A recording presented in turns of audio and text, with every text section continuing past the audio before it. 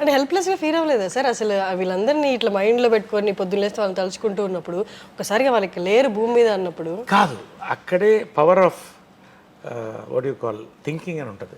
నాకు వీళ్ళందరూ ఉండాలని అనిపిస్తుంది. నేను నన్ను చెప్పావు కదా మా జై జంజాల అన్నానని. ఇది ప్రతి సినిమాకి ఒక షాట్ నేను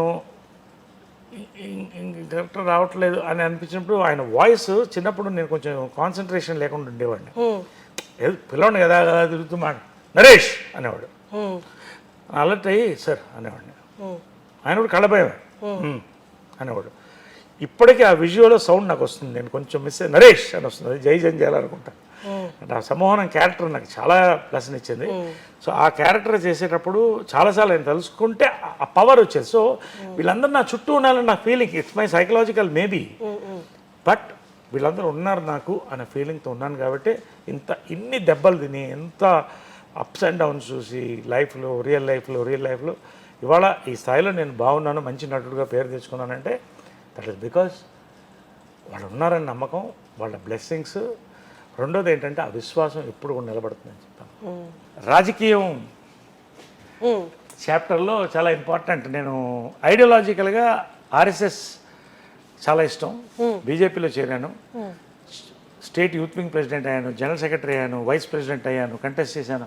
అప్పుడు వాజ్పేయి గారు నన్ను పేరు పెట్టి పిలిచేవాడు, అంటే అంత బాగా పరిచయం. సో ఆయన మంచి కవి అనమాట. సో ఆయన మీద పోయిటరీ రాసి 1,00,000 మంది ముందు చదివాను. యు రైట్ పోయిటరీ ఆల్సో అన్నాడు. I never forget this memory. Atalji the wisest and noblest of sons of mother India అని పోయం ఇక్కడ ఉంది. ఆ poem. So youth wing president అప్పుడు.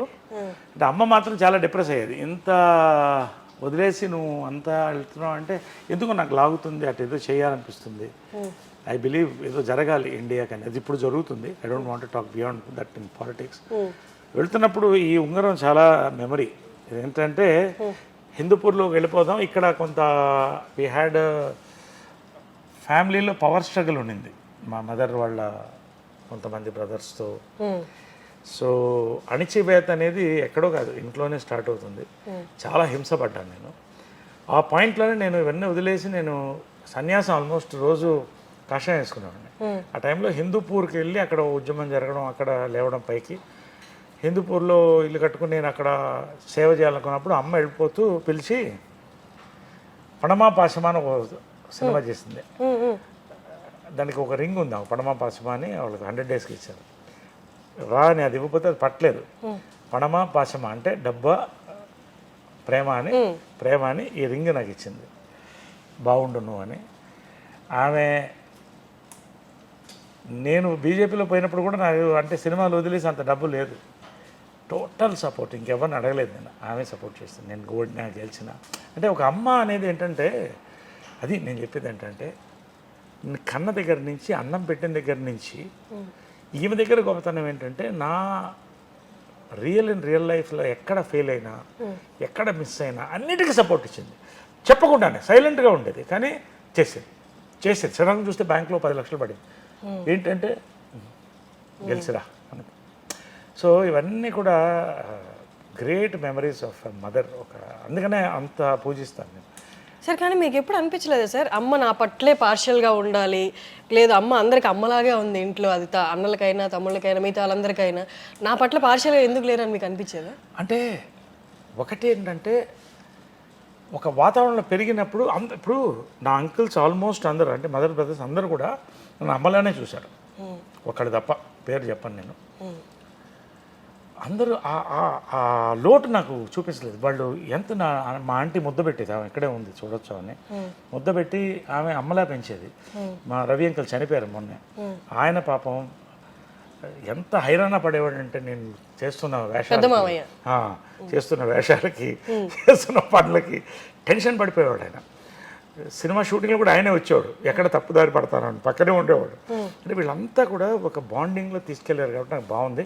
సరే ఒక్కొక్క ఫ్యామిలీలో ఒక చీడ పురుగు ఉంటుంది, అది ఆ ఇబ్బంది కూడా పడ్డాను. నన్ను వేరు చేయడం మదర్ దగ్గర చాలా ప్రయత్నం జరిగింది. ఎందుకంటే నేను స్ట్రాంగ్ పర్సనాలిటీ, ఇక్కడ ఒక ఎంపైర్ ఉంది, దీన్ని డిస్ట్రాయ్ చేయడం అంటే నన్ను డిస్ట్రాయ్ చేయాలి, వాళ్ళు లాభపడాలని ట్రై చేసిన. ఇవన్నీ జాయింట్ ఫ్యామిలీలో సహజమైంది, నేను కాదంట్లా. బట్ ఆ గ్యాప్ ఎంత పవర్ఫుల్గా ఉంటుందంటే, నేను బిజీలో ఉన్నాను షూటింగ్లో, ప్రతి రాజకీయంలో, మదర్ని బ్రెయిన్ వాష్ చేసి ఒక డిస్టెన్స్ని పెంచేస్తే ఏంటిది అంటే, ఏంటి ఒక నార్మల్ మదర్ సన్ లాగా లేవు అంటే, సెలబ్రిటీగా బిజీగా ఉండి నేను చూసేవాడిని. షూటింగ్ పొద్దున్న మేకప్ వెళ్ళేవాళ్ళు ఇద్దరు, మళ్ళీ సాయంకాలం వచ్చేవాళ్ళు, మళ్ళీ నాతో పలకరించేది, ఒక గంట ఆడుకునేవాళ్ళం చిన్నపిల్లప్పుడు, ఇదంతా చూశాను.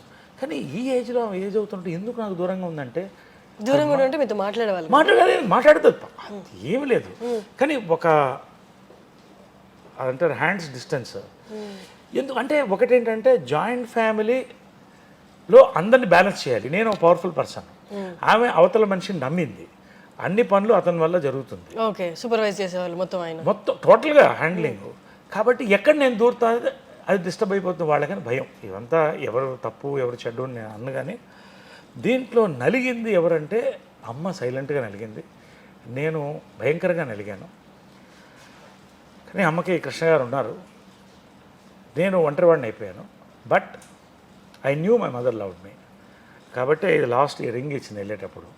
ఒకరోజు ఇద్దరం కూర్చున్నప్పుడు ఒక సైలెంట్ కూర్చున్నానంటే, ఒక్కసారి నువ్వు ఎందుకు అందరు అమ్మల్లా ఉండవు అన్నా.